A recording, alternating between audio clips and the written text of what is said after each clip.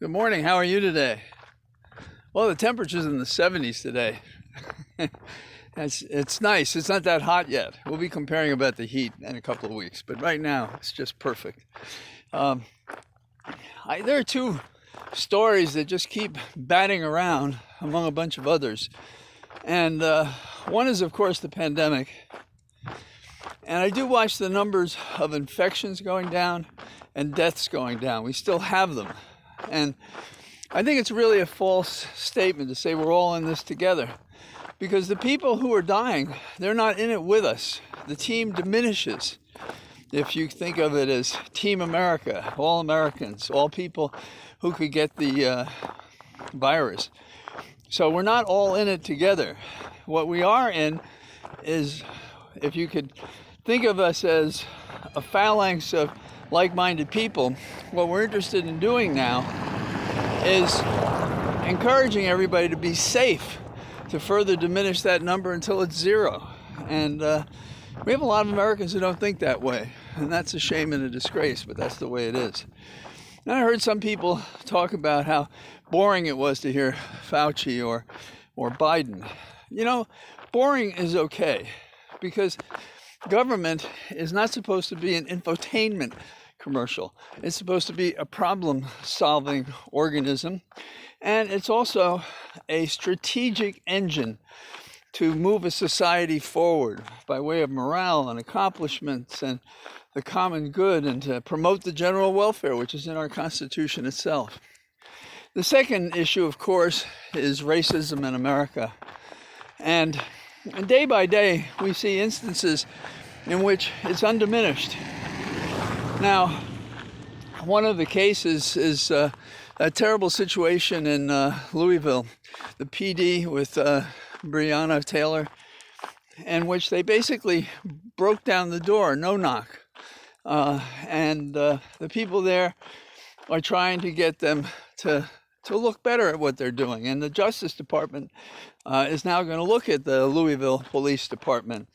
And that's a positive. And the reaction of the public officials there, mayor, chief of police, and so forth, were, and they said it, that they welcomed this kind of criticism, investigation, to help them get it right. That's the kind of attitude we want. But getting it right has to mean something about no-knock warrants. And, you know, busting into somebody's house, they claim it's 6 when it's really 4 or 5 and it's dark, and they're wearing plain clothes, and there's a gun in the house, and they appear to be intruders because they are wearing plain clothes, and there's shooting, and some guy from outside the unit is shooting into it, and that's how Breonna was killed. And she had repeat shots inside of her, and no one's accused her of a crime or anything. And because of these police cowboys, she's dead. And that just can't go on. And this notion that prosecuting drugs is so important that it doesn't matter, anybody in the line of fire we can shoot at. I had a case involving alleged gang members. They call themselves a motorcycle club. And the theory was there was a national conspiracy, and they wanted to, kill people in Hell's Angel. And that was never proven, by the way. And I had a person who was supposedly the head of the Virginia group that they were concerned about. But when they went to arrest this guy in Maine, his window blinds were closed, and they shouted at him, and they shot through the window, and they killed him when they were only there and only had the right to arrest him. And in my papers, I said, they talk about a conspiracy to kill someone, and ATF was involved. I said, but like at Waco, who ends up killing someone? It's the ATF. It's the FBI. It's not anybody in this conspiracy. And I was able to help my client somewhat, but this kind of TV, shoot 'em up, Dirty Harry kind of police work, that's okay for the movies, but that's not how we have to operate in communities where there are people who are not at all like that. Another case that's got to bother everybody is the one down in Elizabeth, North Carolina. We have Andrew Brown, who's in his 40s. Again, here it is. They have a search warrant, and they have a warrant for arrest involving drugs.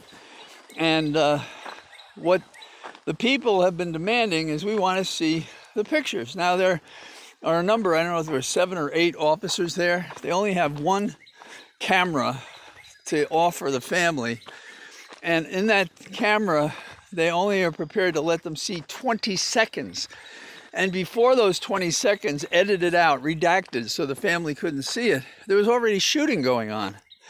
And the man is, according to reports, he got his hand on the steering wheel, and they're telling him to keep his hands on the steering wheel, and they're shooting at him at the time he's doing this. That's not acceptable. 20 seconds, and they're shooting to kill. You know, this is not the Wild West, although these guys are acting like it. And you have to wonder how people who are in the police force aren't taking a pause and being careful, because this incident, this one involving Brown, it only happened last Wednesday, so it's less than a week old. So it's in the shadow of Chauvin's trial for killing George Floyd. It's in the shadow of other incidents around the nation. This madness has got to stop.